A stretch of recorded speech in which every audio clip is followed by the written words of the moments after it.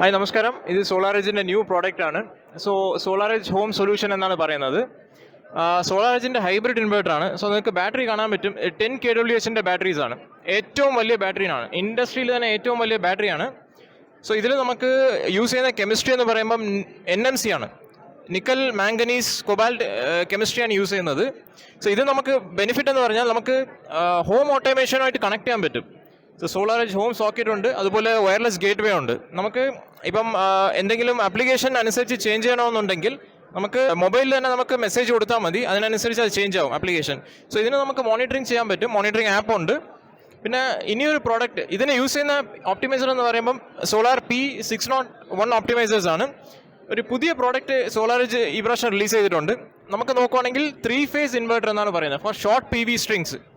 ഇതിൻ്റെ ഉദ്ദേശം എന്താണെന്ന് പറഞ്ഞു കഴിഞ്ഞാൽ മെയിൻലി നമുക്ക് സോളാറേജിൽ നമ്മൾ മുമ്പ് യൂസ് ചെയ്യുന്നത് 14 പാനൽസ് ഒക്കെയാണ്. അത് even number of panels use ചെയ്യണം, 14-16 പാനൽസ് യൂസ് ചെയ്യണം. ഒരു 5 kW ആണെങ്കിൽ നമുക്ക് മിനിമം 14 പാനൽ യൂസ് ചെയ്യണം. പക്ഷേ ഈ ഇൻവെർട്ടറിൽ നമുക്ക് ഒരു 8 പാനൽ യൂസ് ചെയ്താൽ മതി. ഓക്കെ, അത് ഒരു 8-10 പാനൽസിലൊക്കെ നമുക്ക് 5 kW നിർത്താൻ പറ്റും. അതിപ്പം ഇതിൻ്റെ ഗുണമെന്ന് പറയുമ്പോൾ നമുക്ക് ഹയർ വാട്ടേജ് പാനൽസ്, അതായത് 540 watts പാനൽസ് ഒക്കെ നമുക്ക് ഈസി ആയിട്ട് കണക്ട് ചെയ്യാൻ പറ്റും. മുമ്പ് അത് കണക്ട് ചെയ്യണമെങ്കിൽ നമുക്ക് കൂടിപ്പോകും. ഇപ്പോൾ 5 kW വയ്ക്കുമ്പോൾ ചിലപ്പോൾ 8 kW ആയിട്ടായിരിക്കും മാറുന്നത്. പക്ഷേ ഇപ്പോൾ അതിൻ്റെ ഒരു അഡ്വാൻറ്റേജ് നമുക്ക് കിട്ടിയിട്ടുണ്ട്.